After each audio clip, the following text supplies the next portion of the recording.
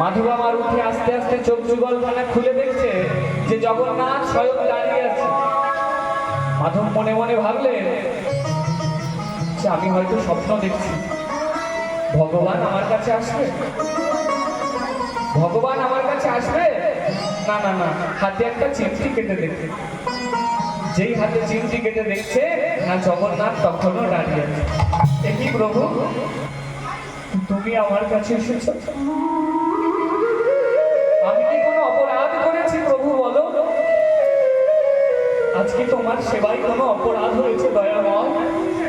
একবার বলো। জগন্নাথ বলছে মাধব, সেবায় অপরাধ হয়নি। মাধবের বয়স তখন 60 ঊর্ধ্ব। বয়সে একজন সেবায় তার ভুল হতে পারে, কিন্তু বাবা সেবা কার্যে তো নানান রকম ভুল হতে পারে। তাই সে ভাবছে হয়তো আমি কোনো ভুল করে ফেলেছি। মাধব কি করতো? জগন্নাথের চরণে ধরে, জগন্নাথ বলো না আমি কোনো অপরাধ করেছি। জগন্নাথ তখন মাধবকে তুলে বলছে, আরে তুমি প্রণাম করছো কেন? প্রণাম করো, আমার না মনে একটা স্বাদ হয়েছে। মাধব বলছে কি স্বাদ প্রভু? বলে আমার না ওই রাজার বাগানে কাঁঠাল পেকেছে, কাঁঠাল খেতে শখ করছে। দেখো যারা ভক্ত হয় তাদের কাছে যদি ভগবান এসে বলে আমার একটা সেবা করা, তাদের যা কিছু থাক না কেন সর্বস্ব দিয়ে চেষ্টা করে যে ভগবানের সেবা করা হয়। আমাদের প্রাণপ্রিয় কোনো মানুষ, আমাদের মায়েদের সন্তান, বাবাদের সন্তানরা যদি চায় যে বাবা আমার ওটা লাগবে, তাদের সমস্ত কিছু দিয়ে সেই ব্যবস্থাটুকু করে। তেমনই একজন ভক্ত ভগবানের জন্য এটা করতে পারে।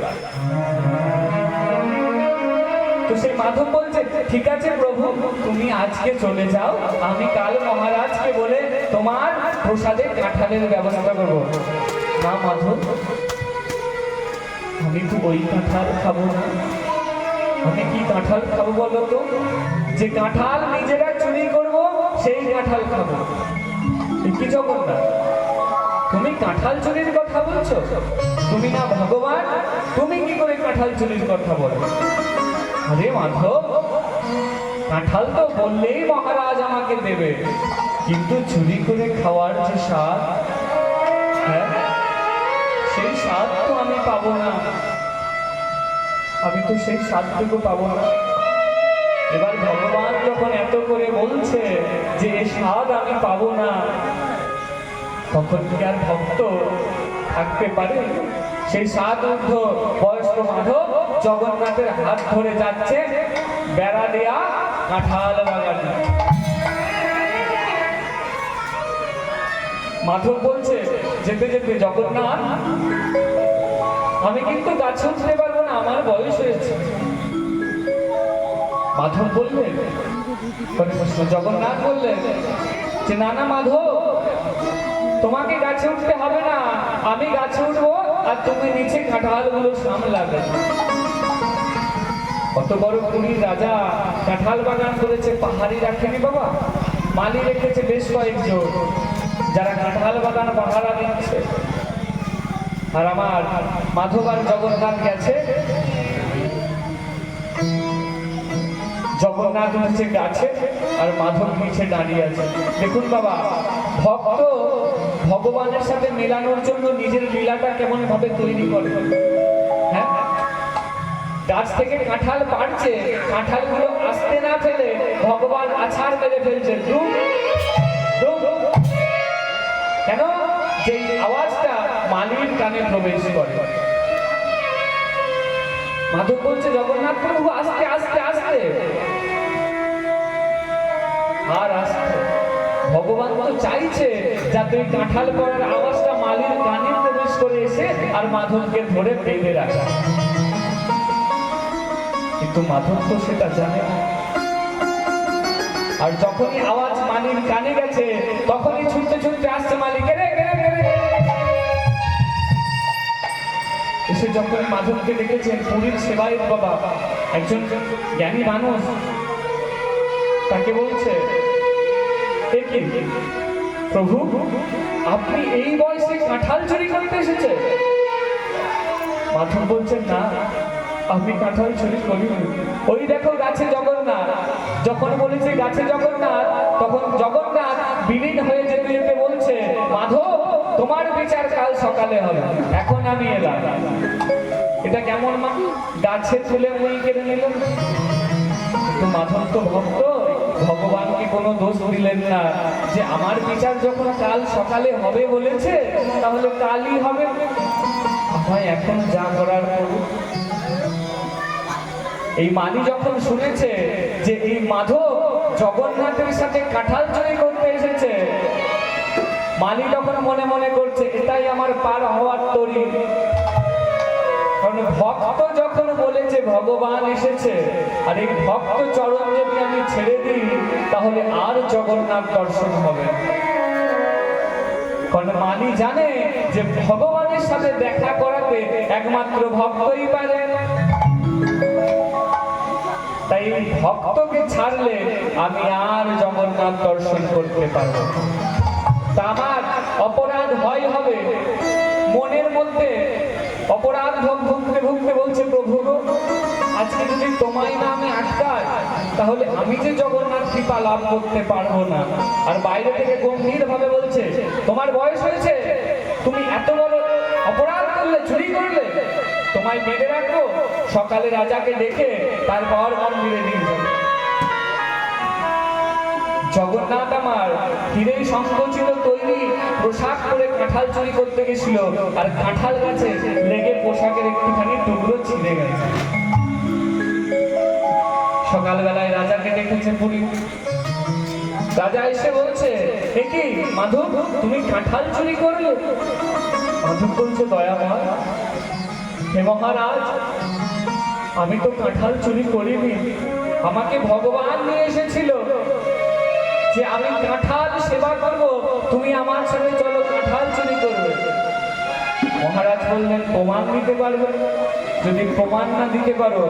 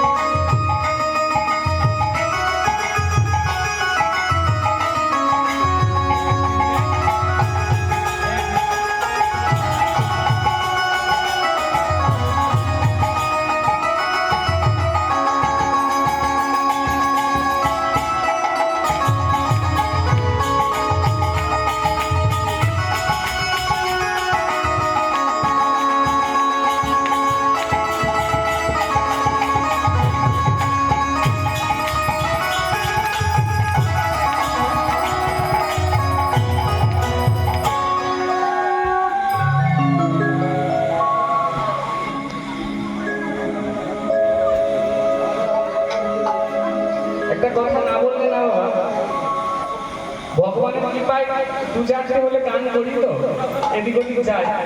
তো আমার এই জায়গায় এসে দুটো জিনিস খুব ভালো লেগেছে। এক হচ্ছে আপনাদের এই হরিনাম সংকীর্তনে এসে বাহুপুরে হরিনাম সংকীর্তন আর উলুধ্বনিটা সত্যি খুব ভালো লাগছে। আর হচ্ছে এইখানকার এই দুটো বাচ্চা গোসাই ঠাকুরের খুব ভালো লাগছে, দুটো বেশ মিষ্টি মিষ্টি গোসাই। তাদের জন্য এবার বলুন, রাধা রানী কি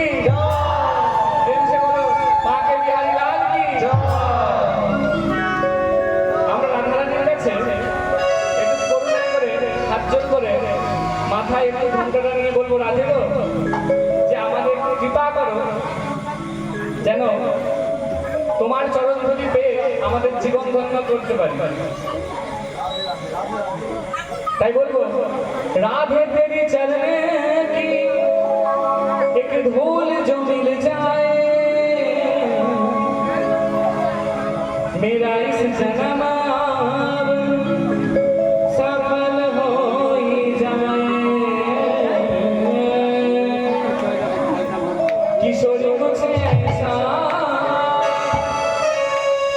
इंतजाम हो जाए।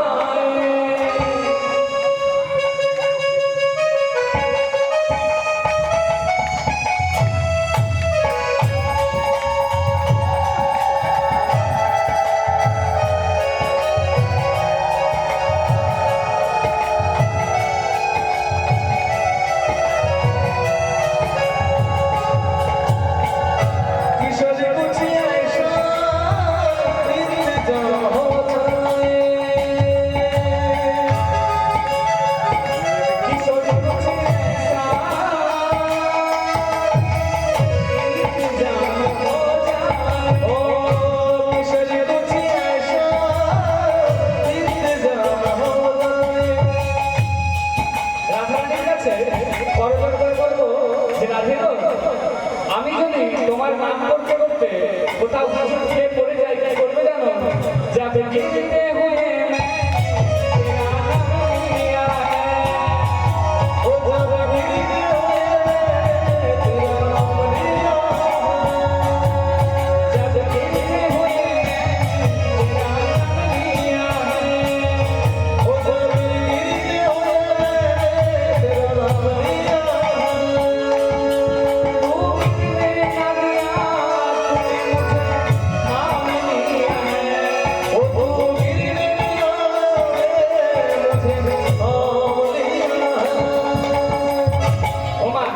हिंदी बोलते बुझते पारছেন কি বলছে? जब गिरते हुए मैंने तेरा नाम लिया है, আমি সংসার জ্বালায় যখন পড়ে যাচ্ছিলাম, পড়তে গিয়ে তোমার নাম করে ফেলেছিলে রাধে রানী, কৃপা করো। তো সেই সময় তুমি আমায় কেন পড়তে দিও না? তুমি কি করবে? আমার হাতটা ধরে আমায় এই ভব সংসার থেকে পার করে দেবে।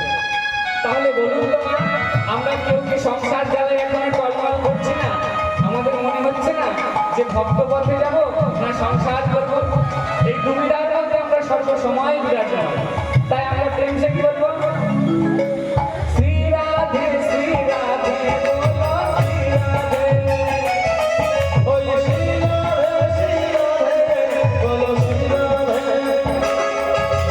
শ্রী রাধে শ্রী রাধে বলো শ্রী রাধে, ও শ্রী রাধে শ্রী রাধে বলো শ্রী রাধে, শ্রী রাধে শ্রী রাধে শ্রী রাধে শ্রী রাধে শ্রী রাধে শ্রী রাধে শ্রী রাধে। বলতে পারবেন রাধে রাধে? বলে দেখে শ্রী রাধে শ্রী রাধে শ্রী রাধে শ্রী রাধে শ্রী রাধে শ্রী রাধে শ্রী রাধে শ্রী রাধে। এবার একটা কথা, এমনই গানটা আসবে, আমি বৃন্দাবনের একটু করে নাম বলবো আর আপনারা কি বলবেন?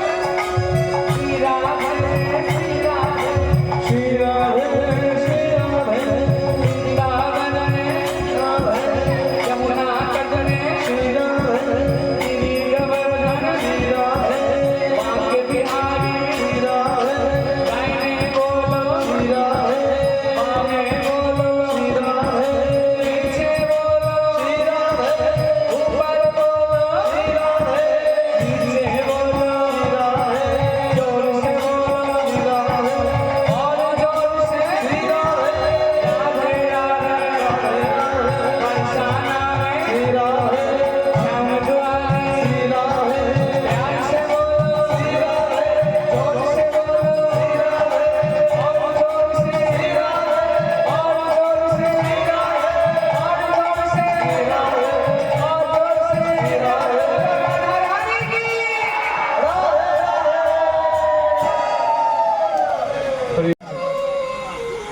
এই সন্তান 1 বছর 2 বছর 3 বছর যায়, বাবার সাথে পূজা অর্চনা করে, হরিনাম সংকীর্তনে যায়, খুব ভালো লাগে তার কৃষ্ণ।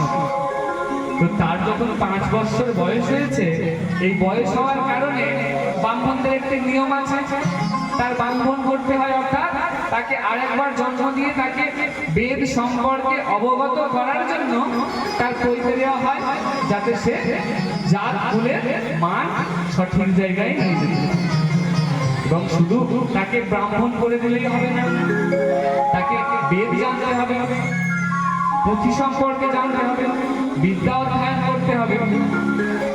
তার জন্য কি করতে হবে না, তৎকালীন যে টোল পাওয়া যেত, অর্থাৎ ব্রাহ্মণদের পড়াশোনার যে জায়গা, তাকে সেইখানে ভর্তি করতে চাইবে তার বাবা। কিন্তু এবার সঠিক জায়গা ছাড়া তো আর তাকে ভর্তি করা যাবে না, তাই তারা গুরু খুঁজতে খুঁজতে একজন গুরুকে পেলে, যার নাম হলো স্বামী রামানন্দ মহারাজ। এই রামানন্দ মহারাজ হচ্ছে খুব বড় একজন ভক্ত, যিনি সেবা দেন ভগবানের এবং প্রসাদ পান। তো কৃষ্ণদাস আর সুদেবী তারা দুজনে এই রামানন্দ মহারাজের কাছে যান এবং রামানন্দ মহারাজের কাছে গিয়ে বলে, মহারাজ, আমাদের সন্তানকে তোমায় মানুষ করে দিতে হবে আর তাকে বেদ বিদ্যায় পারদর্শী করে দিতে হবে। এবার রামানন্দ মহারাজের আশ্রমে শতাধিক ছোট ছোট বাচ্চারা থাকে, সকলে বেদ অধ্যয়ন করতে এসছে, শাস্ত্র জ্ঞান অধ্যয়ন করতে এসছে। এর মধ্যে এই ছোট্ট কৃষ্ণদাস আর সুদেবীর সন্তান, যার নাম হচ্ছে প্রেমানন্দ, এই প্রেমানন্দ গুরু মহারাজের কাছে গেছে। একদিন গেছে, দুদিন গেছে, গুরু মহারাজ বসে দেখছে একটা ছোট্ট 5 বছরের ফুটফুটে বাচ্চা তার আশ্রমে ঘুরে বেড়াচ্ছে। বাচ্চাটাকে দেখে বলছে, বাবা শোন, ওই বাবা শোন এদিকে। বাচ্চাটা এসে বলছে, কি বলছেন মহারাজ? বলছে, তুই আমার কাছে কবে এসেছিস? বলছে, 2 দিন হয়ে গেল, বাবা মা বলে গেল আমার বাবার নাম কৃষ্ণদাস। আচ্ছা আচ্ছা, তুই? তা আমার তো অনেক শিষ্য রয়েছে, তা এত আমার মাথায় থাকে না বাবা। তো বাবা, আমার আশ্রমে থাকতে গেলে কিছু কাজ করতে হবে, শুধু শুধু তো আর আশ্রমে থাকা যাবে না, সেবা কাজ করতে হবে, অর্থাৎ ভগবানের সেবার যে কোনো কাজ তোকে করতে হবে।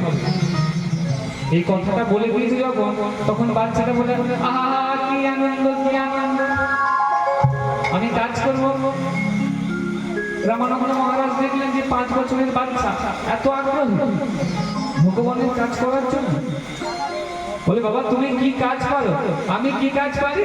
আমি থালা মাজতে পারি, আমি জল আনতে পারি, আমি কাপড় ধুতে পারি।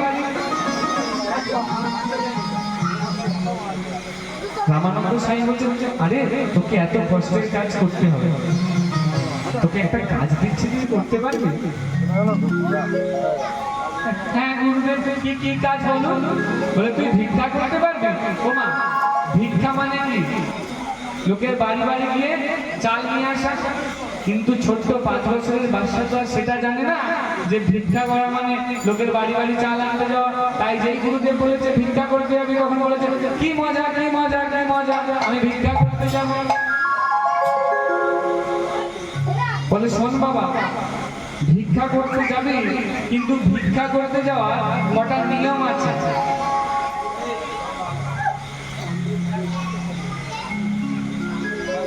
নিয়মগুলো বাবা মন দিয়ে আপনারা শুনবেন, আমি কিন্তু পরে জিজ্ঞাসা করবো।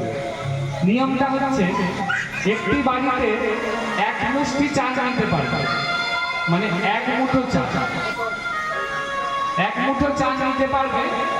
আর ওই 1 মুঠো করে 21 মুঠো চাল হয়ে গেলে আর ভিক্ষা নিতে পারবে। তোমার মনে রাখলেন তো কি বললাম? প্রত্যেকটা বাড়িতে 1 মুষ্টি করে চাল নিতে হবে, আর মুষ্টি হলে 21 মুষ্টি হলে নেওয়া যাবে। পরের দিন সকাল হয়েছে আর প্রেমানন্দ সুন্দর করে স্নান করেছে। স্নান টান করে একটি সাদা ধুতি বস্ত্র পরিধান করে